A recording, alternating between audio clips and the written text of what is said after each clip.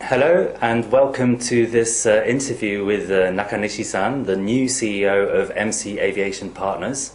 And this is in aid of the forthcoming Aviation 2020 Finance Forum Tokyo.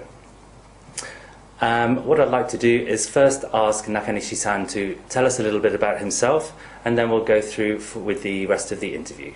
So please, Nakanishi-san, tell us a little bit about yourself. Well, happy to do that. Yes, obviously I'm Hiroshi Nakanishi. Actually, I joined Mitsubishi Corporation back in 1988. Wow. And ever since then, aircraft leasing business has been always with me. Okay.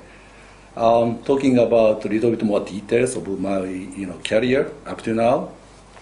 It was I think 1996 when I had the chance to be seconded to New York office. And in that office, I needed to take care of a variety of things, starting from the defense-related business, engine-related business, as well as aircraft leasing businesses.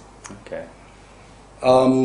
In 2002, springtime, I was requested to return to Tokyo, again, Mitsubishi Corporation, whereby I was once again required to wear the multi-hats. Okay, so varied career. Yeah, namely, I also needed to handle the commercial engine sales and the manufacturing businesses, together with the aircraft leasing business. Oh, you can imagine it was terribly busy time. Sure.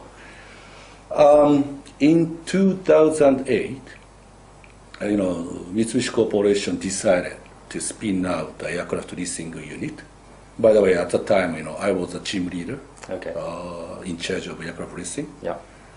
And as one of the founding members, I was seconded to that new venture named MC Aviation Partners. I remember. Yeah.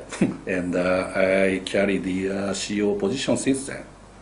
And on May 1st this year, I assumed the CEO position. And here I am right now.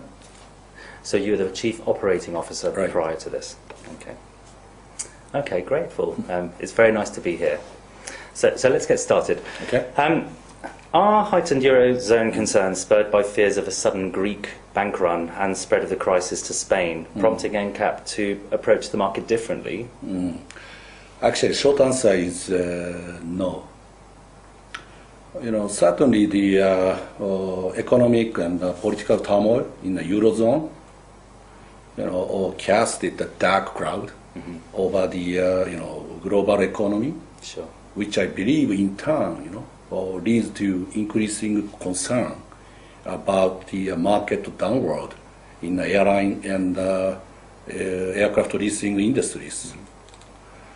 But as far as you conduct the aircraft leasing business, you must cope with and get used to the inherent nature of cyclicality of this, aircraft leasing businesses. Yeah. Frankly speaking, I myself started seeing the current market as a better opportunity to add the value assets, responding to the increasing demand from airline customers for operating lease. Well, while we are doing that during the market downturn, we should maintain our severe disciplines of risk and portfolio management for sure. Sure. Okay. At least the assets are mobile. Right.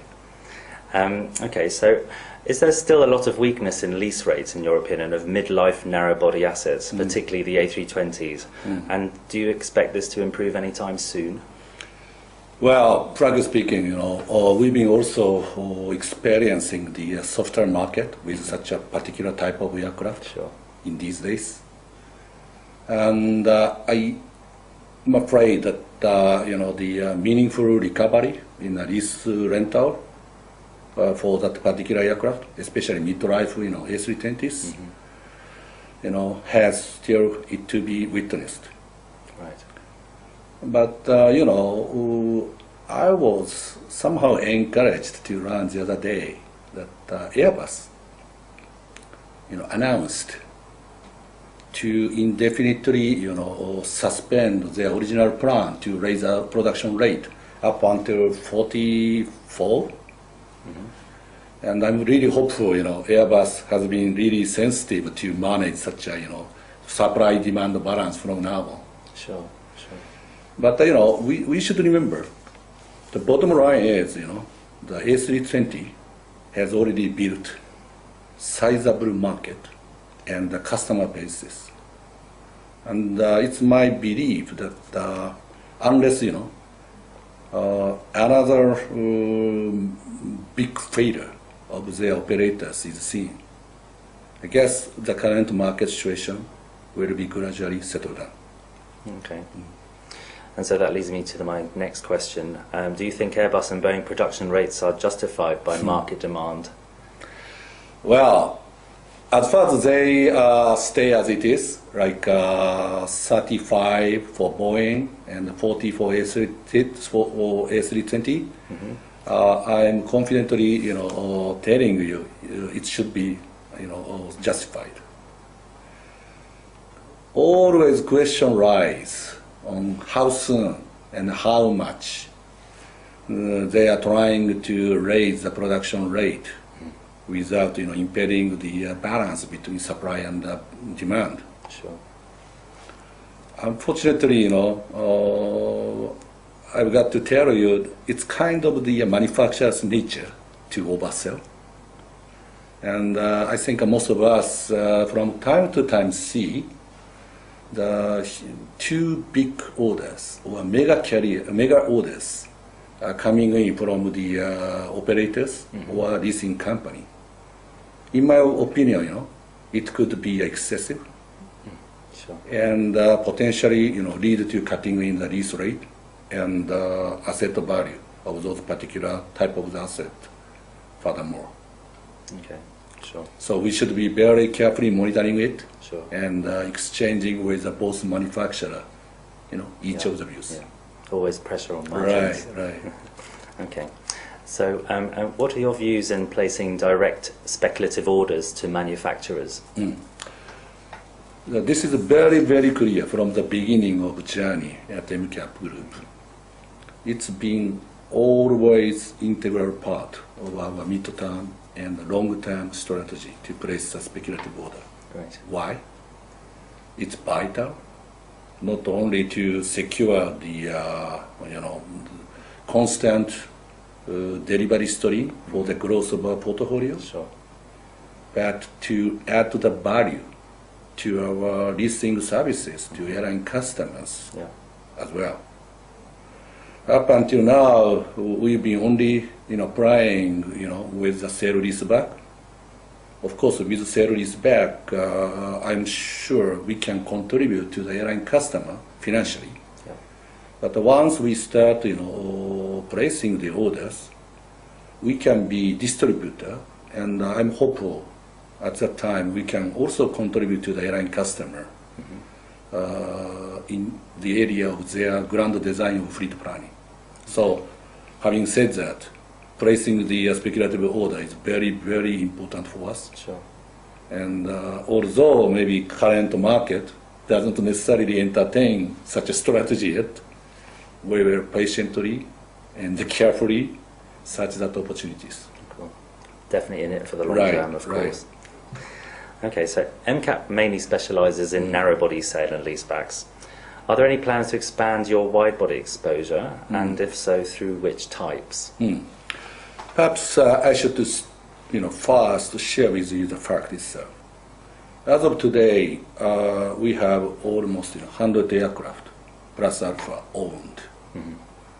And out of 100 plus alpha aircraft, 17 aircraft are wide body, consisting of 767-300ER, 777, A330, and believe it or not, we recently captured 787 as well.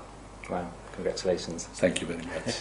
And I think if my math is right, on a book value basis, it accounts for almost 20 or 25% of our entire portfolio. And among other things, 787 should be of our greater, interest. And as our portfolio grows, we have a strong intention to increase the number of wide-body aircraft. Sure. I think it's very well understood. The 787 does seem to be becoming a lessor, an aircraft for the lessor. Yeah. Definitely. Okay, so finally, is there a specific region where you see growth potential, business opportunities? Well, I think just like somebody else keeps saying, I can clearly see the most growing potential in Asia Pacific regions. And if we are talking about the sectors, it's going to be LCC. Just for example, it was last Friday. We finally, concluded the sale-leaseback contract with newly born Japanese LCC or Jetstar Japan. Sure.